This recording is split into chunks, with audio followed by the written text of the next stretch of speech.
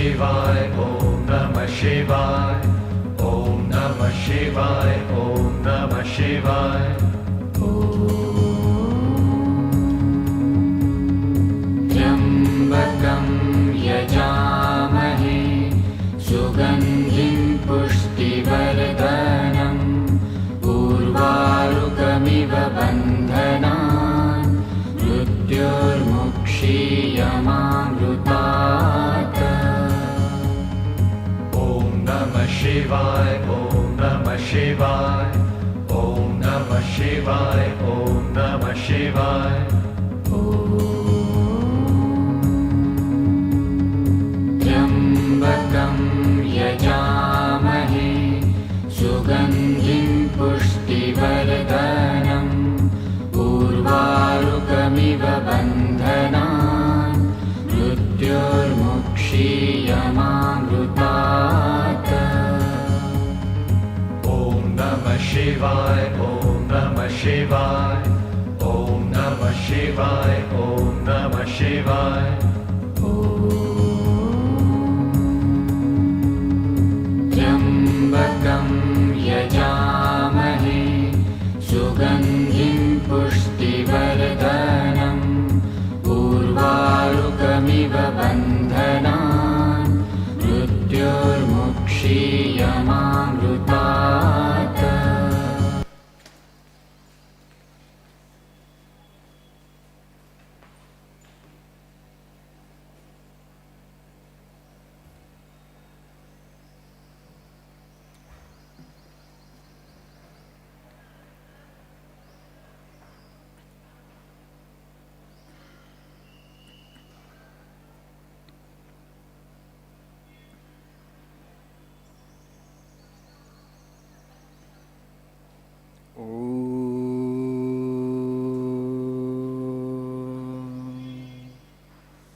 Sahanavavatu Sahanau bhunaktu Sahaviyam karavavahai Tejasvinavadhitamastu Ma vidvishavai.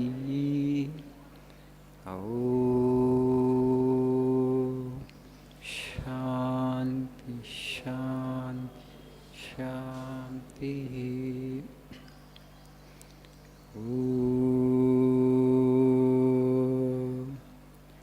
Asato ma sadgamaya Tamaso ma jyotirgamaya Mrityo ma mrutangamaya. Om Shanti, Shanti, Shanti.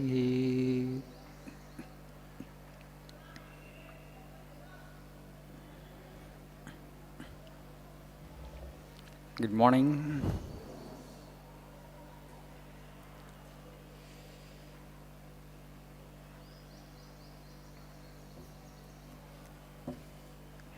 English baga నేర్చుకుంటున్నారా? వస్తుందా? Are you happy?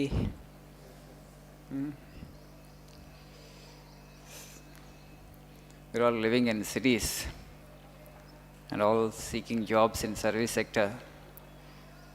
In service sectors, communication plays a major role. Today people are talking about three kinds of skills: entrepreneurship skill, leadership skill, and communication skill. Whether you are noticing or not, a peculiar situation is emerging in our country.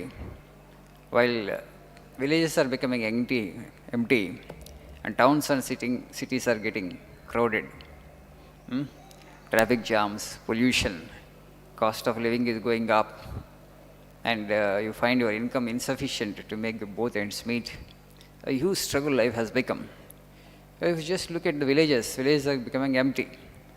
Whenever I go to villages, half of the houses are empty, they're dilapidated.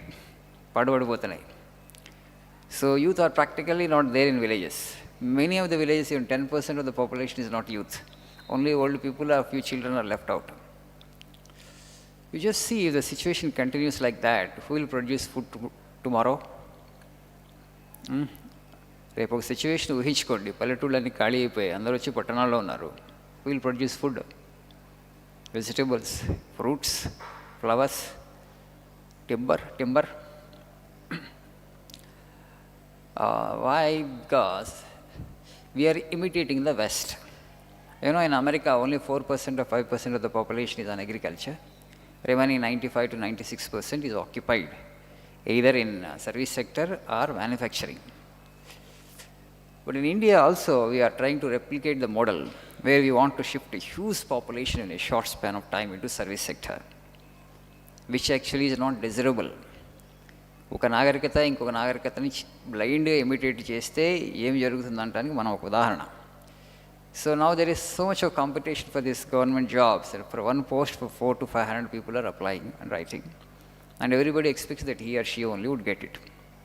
And living in completely unrealistic life, airy-fairy life, living in fantasies. Completely unrealistic, right? One post is there, 300, 400 people are applying. Why such a situation has come? Why you have made rural life an inferior life? This is what actually imitation. Today my topic is dare to be a little different. You shouldn't imitate. Imitation, it doesn't work, right? First of all, you know, in our social text we study India as a developing nation, which is a lie. There are so many things that you need to do in this country. India is not a developing nation. India is a very far advanced civilization.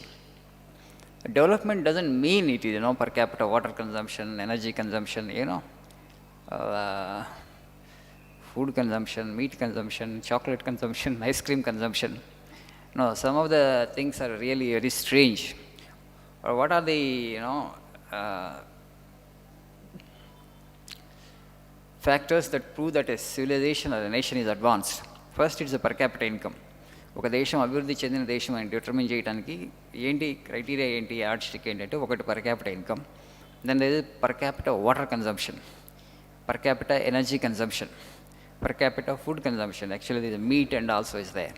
If you consume more, you will become greater or what? You are a developed nation. If you use more water, if you use more electricity, these are all the, you know, strange things.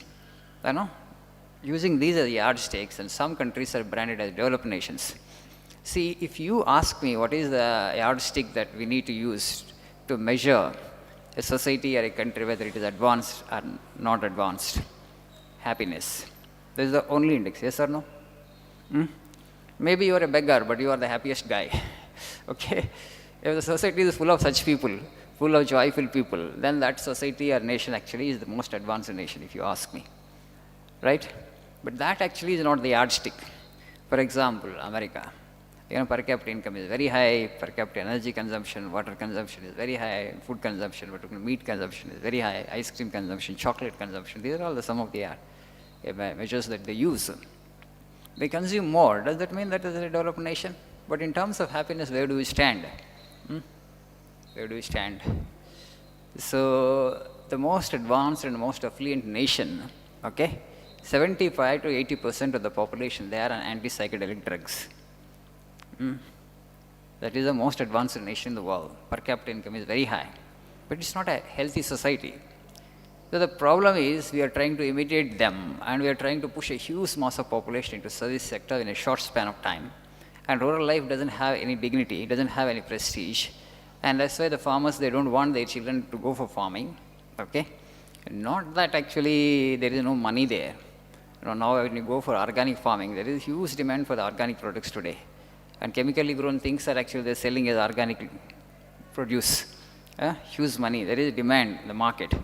But we go and ask farmers to keep cattle, you know, to make the agriculture sustainable, we need to first replenish the soil. Soil has become very much degraded in this country. And it's a very dangerous scenario because, okay, if you degrade the soil like that, the tomorrow generation, the generation that comes afterwards, after us, won't be able to produce any food on that soil. If you hand over them a barren soil, last 40 to 50 years, because of excessive use of chemical fertilizers, soil has become significantly depleted. Soil health actually has deteriorated. So when you ask the farmers to keep cattle and go for organic farming, they say, who will do, Swamiji? Where are the people to take care of the cattle? My son is not there, my daughter is not there, I am old man, I'm 55, 60 years. The next generation farmers are not there. It's a very dangerous situation for the country. There is plenty of opportunities. You ask them to grow little vegetables, they don't want, because they are growing only for rice, because everything is done by the machine. Anything where little human labor is required, farmer doesn't want to do it because farm hands are not available. పని చేసేవాళ్ళు లేరండి పొలాల్లో చేయడానికి. ఒకవేళ నేను కూరగాయలు వేసుకున్న మొత్తం నేనే కోసుకోవడానికి నాకు ఎవరు దొరకట్లేదు. In India, with 1.4 billion population, if the farmer doesn't want to go for farming because there is shortage of farm hands, and where else you will find human labor? Farm hands, you just tell me.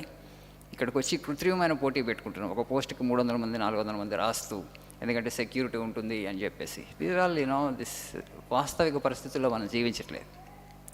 So you need to bring that dignity to the rural life. We need to decentralize life. There is no point in congregating in cities in such huge numbers. See, what is the fundamental requirement of life? First requirement enti? Hello? I want an answer. First requirement of life. Simple question. Air. First requirement is స్వచ్ఛమైన గాలి. Life అన్న దానికి ఏదైనా first ముఖ్యమైనది కావాల్సింది స్వచ్ఛమైన గాలి. Even if you're a billionaire, if you live in cities, you don't get fresh air. Do you get? పల్లెటూరులో ఉన్నటువంటి ఫ్రెష్ ఎయిర్ మనకి ఇక్కడ దొరుకుతుందా? ఫండమెంటల్ రిక్వైర్మెంట్ ఆఫ్ లైఫ్ లేదు, అందరం సిటీలకు వస్తున్నాం. ఒకసారి ఆలోచించాలని. Even if you're billionaire, in our national capital Delhi, if you just inhale air, okay, is as good as you are smoking 10 cigarettes per day. One of the most polluted city in the world is our Delhi, our national capital. Fundamental requirement లేదు. Second requirement ఏంటి? Water, right? Water. You are drinking polluted water. You are actually inhaling polluted air. You are drinking polluted water. Our food, of course, is contaminated. Okay? Cities, what you get is adulterated and contaminated in so many ways. And practically, the basic requirements of life we do not have. But still, actually, we cherish life in towns and cities. We need to think. Basic requirement is pure air that you get only in rural areas. You will not get it.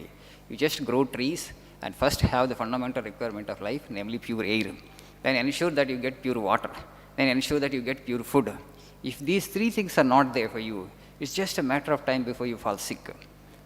Diseases తప్పకుండా వస్తాయి. Fundamental requires 3 miss అవుతున్నటువంటి లైఫ్కి ఎక్కడ quality ఉండదు. అందుకే నేనేం చెప్తున్నానంటే, మీరు అగ్రికల్చర్ ఫ్యామిలీస్ నుంచి వస్తే, go back and take to farming seriously. Don't take cognizance of the society and society's opinion. Society ఏమనుకుంటుంది, సమాజం ఏమనుకుంటుంది, మీరు ఆలోచించక్కర్లేదు. అలా వెళ్ళటం వల్ల ఏమవుతుందంటే, అగ్రికల్చర్ని స్ట్రెంథెన్ చేయడం వల్ల you are really contributing something for the nation. There is no point in shifting such a huge population into service sector, which it is not at all advisable. ఇవాళ రేపు ఏమైనా రెసెషన్ వచ్చిందనుకోండి, service సెక్టర్లో jobs NMOS పోతాయి. కొన్ని లక్షల మంది సడన్గా అన్ఎంప్లాయిడ్ అవుతారు, ఎక్కడికి పోలో తెలియదు. Then they get into depression. అగ్రికల్చర్లో there will be steady growth. You may not have huge money there, but at least you have something to support yourself. But thus danger is not there at least, because food is a basic requirement of life. అందరికీ కావాలి, అది ఎప్పుడు ఆ demand అట్లనే ఉంటుంది. Service sector అట్లా కాదు, it's a highly volatile sector. Little recession in the west, definitely everything will crumble to pieces. So all these dangers are there. You need to think, you need to reflect when you make choices for your life. So living in rural areas, don't actually consider it an inferior life. Educated people అయితే తప్పకుండా అందరూ సిటీస్లో ఉండాలి, అట్లాంటిది ఏమీ లేదు. చదువుకున్న వాళ్ళు పల్లెటూరులో ఉంటే భారతదేశంలో సగం సమస్యలు పోతాయి నన్ను అడిగితే, right? Half of the problems of the country will get solved if educated people stay in rural areas. Decentralized life is the best life. Thank you. Nice day.